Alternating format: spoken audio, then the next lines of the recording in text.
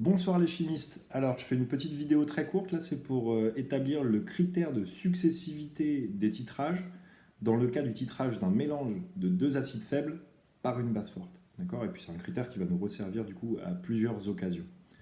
Allez, je vous montre ça.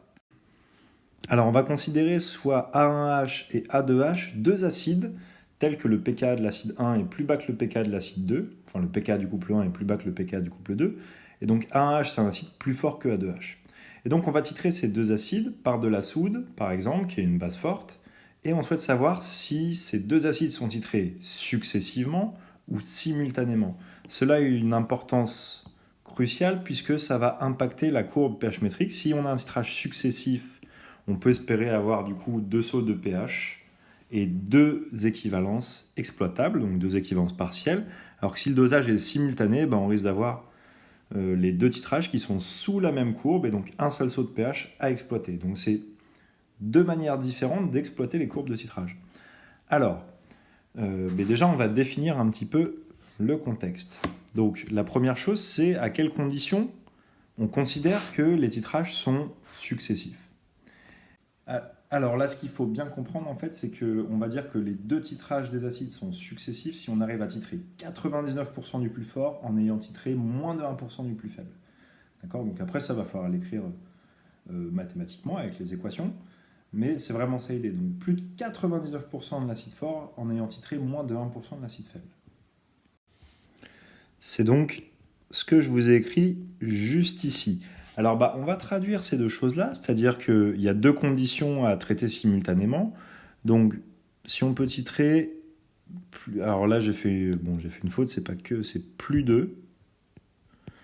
Plus 2. Alors attendez, c'est moche, donc je me reprends. Oh là là, quelle catastrophe. Voilà, hop, on va faire ça bien. Donc titrer plus de 99% de l'acide le plus fort. Donc ça va être ma première condition. Et deuxième condition, titrer moins de 1% de l'acide le plus faible. Donc ça, c'est la deuxième condition. Alors maintenant, je vais traduire ces deux conditions, mais avant ça, juste un rappel très rapide, même si c'est une évidence. C'est la relation entre le pH et le pKa d'un couple et les concentrations acides et bases. Mais le pH est donné par la relation de Anderson-Hasselbalch. Quand j'ai un couple avec acide et base en présence. Et donc, le pH, c'est pK plus log de A- sur AH. Donc là, je vais traduire les conditions 1 et 2, mais l'idée, c'est quand même de faire apparaître ça. OK? Donc si je traduis déjà la condition 1, et bien du coup, 1, c'est de dire j'ai titré plus de 99% de l'acide le plus fort, donc autrement dit, tout a été converti en base. Donc le rapport concentration de la base sur concentration de l'acide, ici, il vaut au moins 0,99. Pardon, enfin 99. Oui, puisque j'ai au moins 99 fois plus de base que d'acide. Donc ça, je vais l'approximer par 10 puissance 2, c'est 100. Simplement, ça va permettre d'avoir une relation plus égante à la fin. Et puis là, du coup, je vais de chaque côté appliquer un logarithme décimal et ajouter le pK du couple. Donc je me retrouve avec pK1 plus log de concentration en base sur concentration en acide qui est supérieur à pK1 plus 2. Et donc là, à gauche, je reconnais l'expression du pH. Donc je me retrouve avec la condition pH supérieur à pK1 plus 2. Voilà, donc ça, c'est la première condition. Elle équivaut, pour dire les choses clairement, à ça. À dire que mon pH doit être supérieur à pK1 plus 2. Une autre manière de le dire, c'est de dire je suis dans le domaine d'ultra-majorité de la base. Parce que quand je suis à pH égale pK1 plus 2, c'est que j'ai 100 fois plus de base que d'acide, donc je dois être au moins à cet endroit-là. Maintenant, je vais faire la même chose avec la deuxième condition. Mais là, je vais aller plus vite. Donc, on doit avoir A2H qui est resté quasiment intégralement sous sa forme. Donc là, le rapport A2- sur A2H, mais ça, il va être plus petit que 1 sur 99, ce coup-ci, que je vais approximer par 1 sur 100, donc 10 moins 2. Et donc si je fais exactement le même travail, j'arrive à la condition que pH, donc là je vais un petit peu plus vite, est inférieur à pKa2 moins 2. Ok ? Donc la condition 2, voilà comment elle se traduit. Et puis donc ces deux conditions sont prises séparément, mais si vous voulez un titrage successif, il va falloir respecter à la fois la condition 1 et la condition 2.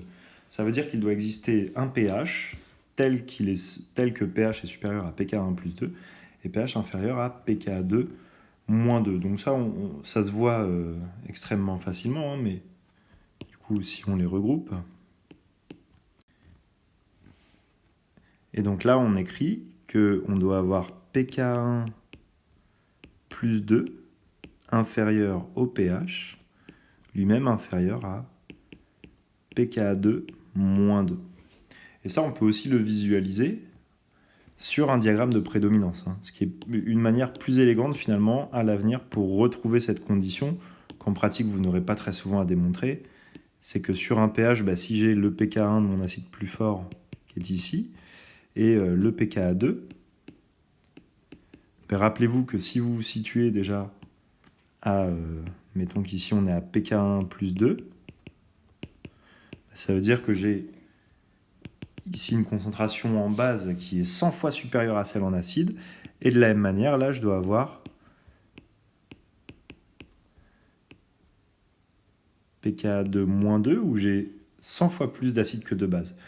Évidemment, il faut que j'ai un espace entre les deux. Et si à un moment les pK sont trop proches, ce domaine n'existe plus, et donc il n'existe plus de pH tel que ces conditions soient vérifiées en même temps. Ok ? Donc finalement, la condition finale, c'est justement que ces deux domaines restent bien séparés, et donc d'avoir le delta pKa qui va être supérieur à 4. Ok ? Donc conclusion.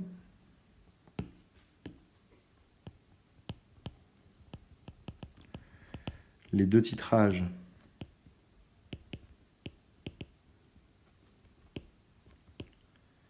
sont successifs.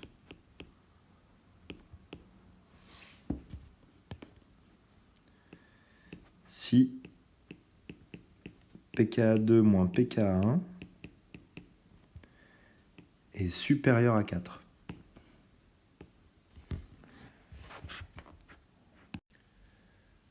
Donc encore une fois, pour le sens pratique, s'il fallait l'expliquer en 30 secondes à quelqu'un ou à un examinateur, ce qu'il faut dire, c'est que il faut un pH tel qu'on puisse être dans le domaine d'ultra-majorité de la base du premier couple, tout en étant dans le domaine d'ultra-majorité de l'acide du deuxième couple. Et du coup, dans ce cas-là, on le retrouve en fait simplement avec un petit diagramme, et on ne s'embête pas avec la démonstration si elle n'est pas demandée. Voilà, alors ça c'est le cas usuel en gros que nous on va rencontrer. Néanmoins, n'oubliez pas que c'est dans le cas d'un titrage de deux acides faibles par une base forte. Si on a qui souhaitent voir comment on fait si on a un acide fort, un acide faible par une base forte, mais très clairement la démonstration dans ce cas n'est pas au programme, je mets un lien dans le descriptif lié à la vidéo pour aller un petit peu plus loin. Voilà, allez, bonne soirée à tous et bonne préparation.